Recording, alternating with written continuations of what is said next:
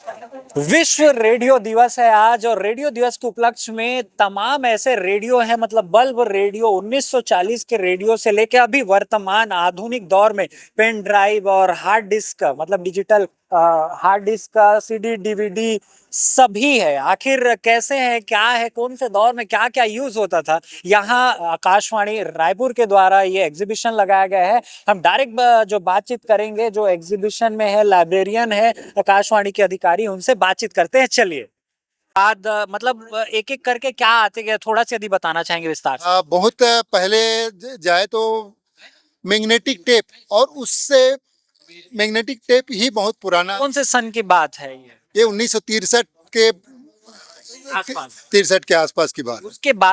उसके बाद धीरे धीरे परिवर्तन है। ये मैग्नेटिक टेप कम से कम 2000, इसमें अलग अलग क्वालिटी चेंज हुआ है, लेकिन ये 2003 2005 तक लगभग इसका उपयोग होते रहा। उसके बाद फिर धीरे धीरे, एक साथ तो हटाया नहीं जा सकता था, तो बीच में दोनों चलते रहा। डिजिटल फॉर्म में भी रिकॉर्डिंग होते रहा, एनालॉग फॉर्म में भी रिकॉर्डिंग होते रहा। फिर धीरे से उसको एनालॉग फॉर्म को हटाया गया। जी जी, तो अभी अब पेन ड्राइव आ गया। अब कैसे जो सीडीज है और डायरेक्ट कंप्यूटर में रिकॉर्डिंग करके उसको हम लोग हार्ड डिस्क में उसको संग्रहित करते हैं। बिल्कुल। और इधर कुछ बताना चाहेंगे आप, ये कौन से सन का है, क्या है, कैसे संग्रहित करके रखे हैं? जी बताएंगे थोड़ा सा, ये कौन से सन का है, क्या है, उस जमाने में इसको कौन सा रेडियो बोलते थे? जी ये तो पहले पहले का पहले जमाने का जो सुनते थे यही था, रहता था पहले। पहले यही रहता था। तो हमारे पास जो है आकाशवाणी का जो है लाइब्रेरी हम देख पा रहे हैं। जैसे कि यहाँ के जो अधिकारी हैं, लाइब्रेरियन है, उन्होंने बताया कि 1963 से लगातार रायपुर आकाशवाणी का जो जैसे कि टेप, सीडी, डीवीडी, ग्रामोफोन और ये जैसे कि आपने देखा 1200 feet reel, D type tape, अलग अलग। और वैसे ही जैसे कि मैं अभी आपको बता रहा हूँ, यदि आप 1980 का आप देख पा रहे हैं, ये रेडियो है 1980। उस समय पे कैसेट लगा के कैसे सुनते थे, कैसे फ्रीक्वेंसी सेट करते थे, ये पूरा प्रदर्शनी लगा हुआ है। उस समय का जो अखबार है, जैसे कि नवभारत, अलग अलग अखबार में क्या कैसा कुछ जो है प्रिंट आया था। और पीछे मैं और बात करने का प्रयास करूंगा। यहाँ के जो अधिकारी, 1940 का आप देख पा रहे होंगे रेडियो है, 1970 का है। तो ऐसे तमाम जो है रेडियो, क्योंकि आज विश्व रेडियो दिवस है, उस समय जैसे ये है ग्रामोफोन को कैसे ऑपरेट करते थे, उसका ये पूरा मशीन है।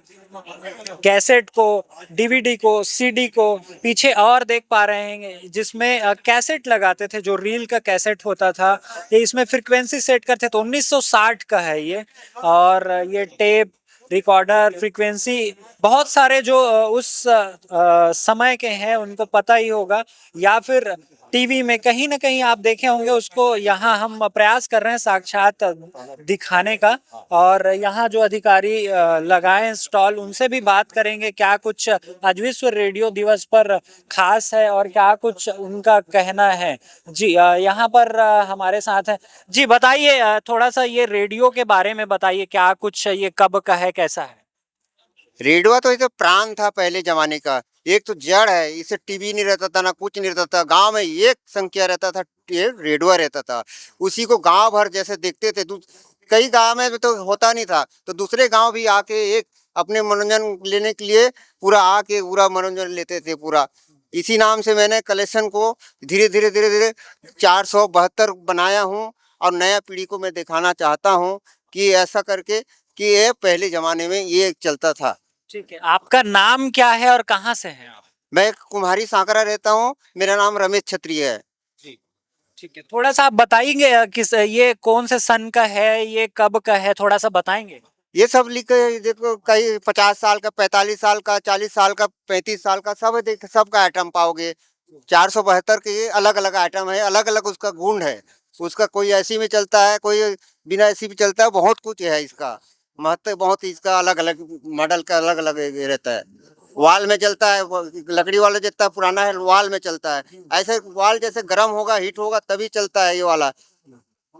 तो आगे और क्या कुछ प्लान है? अभी तो डिजिटल युग आ गया है और ये इतने सालों से संजो कर रखे हैं आप। तो आगे का क्या कुछ प्लान है ये सब जो रखे हैं रेडियो इसके बारे इसको लेकर? ये तो ये इतना इसका सुरक्षा चाहिए इसको। इसको सुरक्षा रहने से करने से सुरक्षा नया पीढ़ी और देखे और मजे की कि हमारे दादा परदादे लोग ये किया था, ऐसे सामान रखा था बोल के। ठीक है।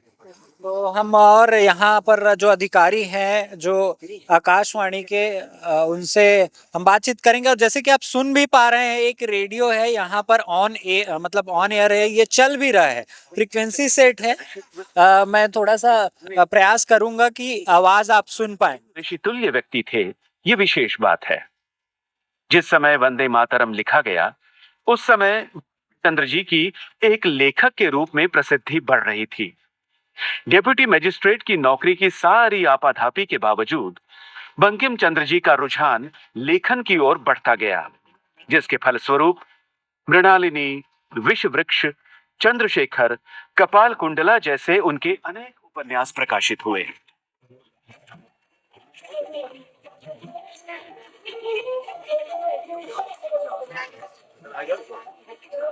तो इतने सालों बाद भी आप देख पा रहे हैं कई जो रेडियो है अभी भी चल रहे हैं अलग अलग फ्रीक्वेंसी पे। तो यहाँ पर जो अधिकारी हैं उनसे हम बात करेंगे। जी सर, बताएंगे थोड़ा सा, आज विश्व रेडियो दिवस है और ये जो आप लोग जो प्रदर्शनी लगाए विश्व रेडियो दिवस के उपलक्ष्य में, क्या कुछ मैसेज देना चाहते हैं समाज को? आज आधुनिक तकनीक आ गया है, डिजिटल युग आ गया है जी। इसके बाद भी कितना भी आधुनिक युग आ जाए, लेकिन जो रेडियो की उपलब्धता है ना, वो एक दूसरे से जोड़ने का काम करती है और रेडियो के माध्यम से जुड़े रहते हैं। जो कभी किसी को देखा नहीं रहता, कभी जानता नहीं, लेकिन रेडियो में नाम सुनकर एक दूसरे को पहचान जाता है। अब यहाँ पे मुझसे कम से कम सैकड़ों लोग मिले होंगे, मैंने कभी उनसे जीवन में मुलाकात नहीं की, सिर्फ उनका नाम जानता हूँ। लेकिन आज उन्होंने प्रत्यक्ष रूप में बताया कि मैं चंद्रहास तिवारी बोल रहा हूँ, तो मैं सुनील तिवारी, मतलब सब अपना परिचय देते गए। तो काफी खुशी हुई कि पुराने लोग जिनको हम लोग जानते नहीं वो सब हमें जानते हैं। सिर्फ उसका सशक्त माध्यम एक रेडियो ही है, और रेडियो ही एक ऐसा माध्यम है जो संचार क्रांति को सबसे आगे ले जाने वाला है। और रेडियो के कारण ही संचार क्रांति जिंदा है। अगर रेडियो का यदि ऑडियो बंद हो जाए तो आपकी टीवी बंद हो जाएगी, डेक बंद हो जाएगा, डीवीडी प्लेयर, मोबाइल बंद हो जाएगा। तो ये सारे संचार माध्यमों का जो एक सशक्त ताकत है ना, वो रेडियो ही है। बिल्कुल, हम जो रेडियो की महत्ता आज भी देख रहे हैं, जैसे कि हमारे देश के प्रधानमंत्री जी, चाहे वो मन की बात हो, चाहे परीक्षा पे चर्चा हो, सभी पे वो रेडियो का ही इस्तेमाल कर रहे हैं, इस संचार का उपयोग कर रहे हैं। और आप तो तब से अब जब ये जितना भी रेडियो सब आप सुनते और देखते आ रहे हैं और इस फील्ड में काम कर रहे हैं, तो क्या कुछ आपने बदलाव देखा है? क्या कुछ अभी जो नया युग है आज के बच्चों को क्या कुछ सीखना चाहिए, क्या कुछ समझना चाहिए? कुछ समय में क्या है, टीवी के आने के बाद रेडियो में एक थोड़ा सा ठहराव आ गया था, लेकिन ज्यों-ज्यों टीवी के सीरियल लोग देखना शुरू किए तो उसमें उबाऊ, षड्यंत्र और तिकड़मबाजी और मतलब पूरा झूठ फरेबवादी का दिखाया जाने लगा, तो लोग धीरे-धीरे कटने लगे और बाद में फिर वो पुराना दौर ही वापस आने लगा। तो उसके बाद जब एफएम की शुरुआत हुई तो एफएम के माध्यम से पुनः लोग रेडियो से जुड़ना शुरू हो गए, और एफएम के माध्यम से अब तो मोबाइल में भी रेडियो आना शुरू हुआ। तो नई पीढ़ी जो है ना, रेडियो से जुड़ना शुरू हो गई है। और रेडियो की खासियत ये है कि इसमें मनोरंजक कार्यक्रम, शिक्षाप्रद कार्यक्रम, स्वास्थ्य से जुड़ी संभावनाएं, और इसके अलावा मतदाता, चुनाव की इलेक्शन वगैरह कमेंट्री और मैच की कमेंट्री सब रेडियो को पर ही पसंद करते हैं, क्योंकि इसे आप कहीं भी ले जाकर सुन सकते हैं, कहीं भी ले जाकर इसका इस्तेमाल कर सकते हैं और हर सुविधा रहती है। बिल्कुल, लेकिन कहीं ना कहीं हम आज देख पा रहे हैं बहुत सारे जो युवा है, क्योंकि घर में बच्चे से लेके बूढ़े हर के हाथ में मोबाइल है, तो वो सुनने से ज्यादा देखना पसंद कर रहे हैं। तो इसको कैसे देखते हैं कि रेडियो उसका दुष्प्रभाव पड़ रहा है, सुनने से ज्यादा देखने का दुष्प्रभाव ये पड़ रहा है कि बच्चों की नसें खींचा जा रही है, दिन भर व्यस्त पा रहे हैं, वो टेंशन में आ रहे हैं, डिप्रेशन में जा रहे हैं, उनके मन में वो खुशी नहीं है जो हम लोगों को हमारे समाज दौर में खुशी थी, उमंग थी, उत्साह था, उल्लास था, वो सब नहीं मिल पा रहा है। तो रेडियो ने जो हमें दिया है ना, वो तो कभी भुलाए नहीं भूलता। रेडियो आज भी हर क्षेत्र में अग्रणी है। रेडियो है तो समझ लीजिए संचार क्रांति है। तो आने वाले जो अगले 10 साल में रेडियो में क्या कुछ, और जैसे कि आप इतने दशक तक देखते आए हैं, तो क्या कुछ बदलाव या हम देख पाएंगे? सबसे पहले जो रेडियो आता था वो वॉल रेडियो आता था, जिसमें से इनको आप देख सकते हैं, ये इसमें वॉल का समझते हैं आप? वॉल आप नई पीढ़ी शायद नहीं समझते होंगे। तो वॉल का अर्थ है इसमें 5 बल्ब रहते हैं पीछे, लंबे साइज के। ज्यों-ज्यों वॉल गर्म होते जाएंगे तब रेडियो चालू होता है। ये डायरेक्ट रेडियो नहीं चालू होगा, आप करेंगे पिन डालेंगे नहीं चालू होगा, जैसे ट्रांजिस्टर को डालेंगे तुरंत चालू हो जाएगा। लेकिन इसको ज्यों-ज्यों वॉल गर्म होते जाएंगे रेडियो की आवाज बढ़ती जाएगी, मिठास आएगी। और उसके बाद जैसे ही 2 घंटे चलेगा तो वाल अपने आप गर्म होकर ठंडे होना चालू हो जाएंगे और आपकी आवाज डाउन हो जाएगी। ये खासियत रहती है। और वाल रेडियो की आवाज में बहुत ही मिठास रहती है। तो वाल चूंकि उस समय काफी वो थे, उस घर घर में वाल रेडियो ही हुआ करता था।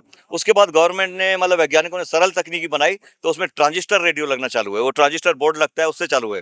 तो ट्रांजिस्टर भी बाद में महंगा पड़ने लगा तो उन्होंने आईसी सिस्टम बनाया। आईसी से पूरा ऑडियो आता है। तो आईसी के बाद फिर एफएम चालू हुआ। एफएम के बाद फिर उसके बाद मोबाइल को ऑनलाइन में डाल दिए, फिर ब्लूटूथ और इसके माध्यम से कर दिए। तो इन सब में वो मजा नहीं है जो वॉल रेडियो और ट्रांजिस्टर रेडियो में रहता था, क्योंकि उनकी आवाज हैवी और मिठास रहती थी, मीठी रहती थी। आज भले बाकी ब्लूटूथ में अगर ये में क्लियरिटी है लेकिन वो मिठास नहीं है। बिल्कुल, हम जैसे कि देख पा रहे हैं, जैसे बल्ब का जो आप बोल रहे हैं ये 1940 मतलब आजादी के पहले का है ये। तो आजादी के पहले का नेटवर्क प्रिंट है, देख लीजिए। अच्छा, इसमें जब भारत, पाकिस्तान, बांग्लादेश, नेपाल, भूटान, ये 7 देश भारत में एक साथ जुड़े थे और सातों देश पर ब्रिटेन की हुकूमत चलती थी। तब ब्रिटेन ने पूरा फ्रीक्वेंसी को वहां से दिल्ली से ही प्रसारण होता था, जो कि बांग्लादेश, पाकिस्तान, बर्मा, रंगून तक जाता था। बिल्कुल। तो हम यदि जानना चाहेंगे कि इस आकाशवाणी में आप कब से आप जुड़े, कैसा जुड़ा हुआ उसके बाद में मैं 1975 से जुड़ा, जी। क्योंकि हम लोग रेडियो सिलोन से सुनने की शुरुआत किए थे। सिलोन का मतलब रेडियो श्रीलंका से जो प्रसारण होता था, आज भी चलता है 2 घंटा। अच्छा, वो रेडियो सिलोन के प्रोग्राम बहुत ही लोकप्रिय होते थे। उसके उनके कुछ कार्यक्रम ऐसे होते थे, जैसे जब आप गाँव थे, दृश्य गीत, पसंद अपनी अपनी खैर। तो ये कार्यक्रम ऐसे थे, आदमी सुनने के लिए सारा काम धाम छोड़ देता था। और उसके अलावा बुधवार को बिना का गीतमाला प्रस्तुत होता था, अमीन सयानी साहब करते थे पेश। तो उस समय शहर की सड़कें सूनी हो जाती थी सिर्फ बिना का गीतमाला सुनने के लिए। तो वो दौर भी हमने देखा है। और आज का दौर तो आप जान रहे हैं कैसा दौर है। तो 1970 से लगातार आप सेवारत हैं। और 1975 से मैं आकाशवाणी रायपुर से जुड़ा, क्योंकि उसमें आवाज एकदम क्लियर चलती थी। हमें नहीं मालूम था कि ये लोकल इस चैनल है उस करके। समय जब आप ज्वाइन किए थे उस समय कौन सा रेडियो का दौर था? वॉल रेडियो ही चलता था। हाँ, वॉल रेडियो ही चलता था। ये पहले रेडियो हैं। तो 1975 में फिर मैं आकाशवाणी से जुड़ा। रेडियो सिलोन जो है ना, वो ये SW देखे ना, SW S1 2 S3। तो उस समय ये शॉर्टवेव 1 2 3 चलते थे। तो आवाज इसमें बहुत मतलब थोड़ा रफ टाइप का थी, घरघराहट के बिजली के उसका वाइब्रेशन होता था। तो आकाशवाणी रायपुर जो था ना, एकदम क्लियर चलता था। तो हम लोग सोचते थे कि आकाशवाणी रायपुर काश दिन भर चले। तो ये 5 बजे युवावाणी कार्यक्रम चलता था युवाओं के लिए। तो हमारे स्कूल से छुट्टी होती थी 5 बजे, आने के बाद सीधा युवावाणी 5 बजे चालू करते थे। तो 1975 से आकाशवाणी से जो जुड़े तो आज तक जुड़े हुए हैं। हाँ। बिल्कुल। तो यदि ये जितने भी आपका ये धरोहर है, ये जितना भी प्रीसियस जो रेडियो है, इसको यदि आम जनता देखना चाहे इसको करीब से, तो कहाँ आ सकते हैं, कैसे देख सकते हैं? हमारे म्यूजियम को देख सकते हैं आके, समय निकाल के। उसके लिए समय लेना पड़ेगा। बिल्कुल। क्या उसके म्यूजियम में आप देख सकते हैं। उसकी कहाँ? रायपुर में कहाँ? रायपुर, राजधानी रायपुर में ही है, नया बस स्टैंड के सामने। अच्छा जी। इसके लिए कुछ कांटेक्ट नंबर या कैसे संपर्क करें आपसे? नंबर मैं आपको दे देता हूँ, और लेकिन इस नंबर को आम लोगों में मत डिवाइड करिए, क्योंकि वो परेशान कर देते हैं। कभी सोए हुए हैं, कभी खाना खा रहे हैं, या कभी ड्यूटी में हैं तो डिस्टर्ब हो जाते हैं। ये म्यूजियम पब्लिक के लिए है या फिर हमारा निजी है, बाकी देखने के लिए सबके लिए छूट है, कोई बंदिश नहीं है। वो कोई भी आ सकता है, कहीं भी आ सकता है, जब चाहे आ सकते हैं। अब बाकी हमारे साल में 2 बार श्रोता दिवस होता है। एक बार श्रोता दिवस होता है, दूसरी बार क्या है, विश्व रेडियो दिवस होता है। 20 अगस्त को श्रोता दिवस मनाते हैं पूरी दुनिया में, और 13 फरवरी को विश्व रेडियो दिवस में। तो इसमें क्या है, हमारी प्रदर्शनी लगती है। बिल्कुल, अपना परिचय दे देंगे। मैं मनोहर डेंगवानी, राधा स्वामी नगर, रायपुर, नया बस स्टैंड, भाटा गांव चौक। जी, आकाशवाणी में कौन से पद पर आप पदस्थ हैं वो भी बता दीजिए। मैं आकाशवाणी में पदस्थ नहीं हूँ, मैं श्रोता हूँ वहाँ का।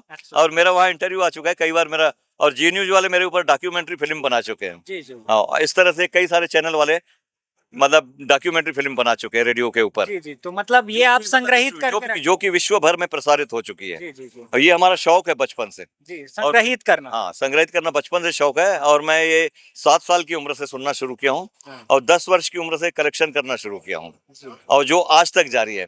और हमारे इस संग्रह से खुश होकर हमें जिला पंचायत मंत्रालय ने रेडियो सेट भेंट किया है। और सबसे आश्चर्य की बात है, गृह मंत्रालय से मुझे रेडियो सेट मिला है। ठीक है। तो आगामी और आगे क्या कुछ प्लान है? आप ये जो संरक्षण कर है कि रायपुर में हम चाहते हैं कि ये एक शासकीय संग्रहालय बने, ताकि लोग उसे देख सकें और नई पीढ़ी जान सके कि रेडियो क्या होता था, कैसा होता था, रेडियो का स्वरूप कैसा होता था, नई पीढ़ी को पता चल सके। वरना नई पीढ़ी इन सब चीजों से वंचित रह जाएगी, क्योंकि उनका जीवन सिर्फ मोबाइल तक या डीवीडी प्लेयर तक सीमित रहेगा। उसके आगे वो जान ही नहीं पाएंगे कि रेडियो क्या होता था, कैसे प्रसारण होता था, कैसे कार्यक्रम होता था, कैसे उनके बाप दादा बुजुर्ग लोग सुना करते थे। बिल्कुल। तो आज जो बच्चे स्कूल में है, जो युवा पीढ़ी है, वो मोबाइल मतलब उनका एक साधन बन गया है टाइम पास को, उनको क्या कुछ मैसेज देंगे आप? उनके लिए ये है कि मोबाइल का कम से कम उपयोग होना चाहिए, उपयोग होना चाहिए। यदि मोबाइल उपयोग के लिए है तो बहुत अच्छी चीज है, व्यवसाय के लिए, उपयोग के लिए या समाज सेवा के नाम से बहुत अच्छी चीज है। लेकिन खाली दिन भर उसको उपयोग करते रहना है तो वो तो बहुत हानिकारक है। उससे आदमी डिप्रेशन में चला जाता है, मानसिक तनाव आता है, शारीरिक तनाव आता है, दृष्टि में बाधा आ जाती है। तो ये सब तकलीफदायक बातें हैं। तो मोबाइल का उपयोग करें, अवश्य करें, लेकिन सीमित समय के लिए। जैसे कि हम देख पा रहे हैं एक दो रेडियो है, वो फ्रीक्वेंसी सेट करके आप रखे हैं, जैसे कि आप बता पाएंगे कि कौन सा रेडियो कौन से फ्रीक्वेंसी पे चल रहा है? हाँ, अब रेडियो क्या है, जैसे 31 मीटर बैंड है, वो विविध भारती प्रसारण होता है। और जो 25 मीटर आप देख लीजिए, इसमें 25 मीटर कहाँ पर आप देख लीजिए, या मैं चश्मा लगा लूं, है ना? जी जी। हाँ। तो 25 मीटर बैंड में रेडियो सिलोन चलता है। और रेडियो सिलोन एशिया, ये देखिए, ये 25 मीटर कहाँ गया, ये 60, 49, 41, 13, 16, 19, ये 25 मीटर बैंड है। ये 25 mm है। ये श्रीलंका से प्रसारण होता था और एशिया का सबसे बड़ा चैनल रेडियो सिलोन था। हाँ, ये ऐसा चैनल था जहाँ 10,000 खत प्रतिदिन पहुंचते थे, फरमाइशी गाने। एक दिन में 10,000 खत पहुंचते थे। ये आज बंद होने की कगार पर है, क्योंकि इसे भारत सरकार ने मदद देना बंद कर दिया और विविध भारती वाले चलाते हैं। तो अब विविध भारती का प्रसारण 31 मीटर पर होता है। और उसके बाद 41 मीटर बैंड है, आपका 80 मीटर 90 मीटर बैंड है। तो इसका प्रसारण जो है ना, दिल्ली ए दिल्ली बी से होता था, जो कि अभी बंद पड़ा है। अभी बंद कर दिया भारत सरकार ने, क्योंकि उनसे इनकम कुछ नहीं हो रही है। उस वजह से उन्होंने सारे चैनलों को ऑनलाइन डाल दिया है। तो हमसे बातचीत करने के लिए बहुत बहुत धन्यवाद, इतना आपने वक्त दिया। तो जैसे कि आप लोगों ने सुना कि जो एक श्रोता मतलब 1970-75 से लगातार रेडियो सुन रहे थे और रेडियो को वो संग्रहित करने का उसको काम करते अभी तक आ रहे हैं इस डिजिटल युग में, इस आधुनिक युग में। जैसे कि आप देखे हैं कि 1940 का भी रेडियो है, 50, 60, 70, मतलब लगातार उस समय के जो टैब या फिर कहें हम सीडी डीवीडी सभी को संग्रहित करके रखा गया है। एक बहुत एक अच्छा शौक है ये, आकाशवाणी रायपुर के द्वारा ये एग्जीबिशन लगाया गया है। और पीछे देख पाएंगे कि 1920-1940 के जो सेटअप है आकाशवाणी जो है अंदर में कैसे ऑपरेट होता है, ये सब पूरा लगाया गया है। 1970 और 1963 में रायपुर आकाशवाणी का जो है उद्घाटन किया गया था। उसके बाद का ये पूरा जैसे कि डीवीडी सीडी आप जो देखे हैं। और हमारे साथ जो है अधिकारी हैं वो बातचीत किए हैं। और आज विश्व रेडियो दिवस के अवसर पर ये पूरा एग्जीबिशन लगा है। ये ऑन एयर, आर्काइव, मन की बात, वेव ओटीटी, डीडी फ्रेश, ये पूरा प्रसार भारती मतलब दूरदर्शन के तहत ये चलता है, मतलब भारत सरकार का ये उपक्रम है। फिलहाल अभी के लिए इतना ही। राजधानी रायपुर से मैं हूँ यश, कैमरा सहयोगी हरीश के साथ।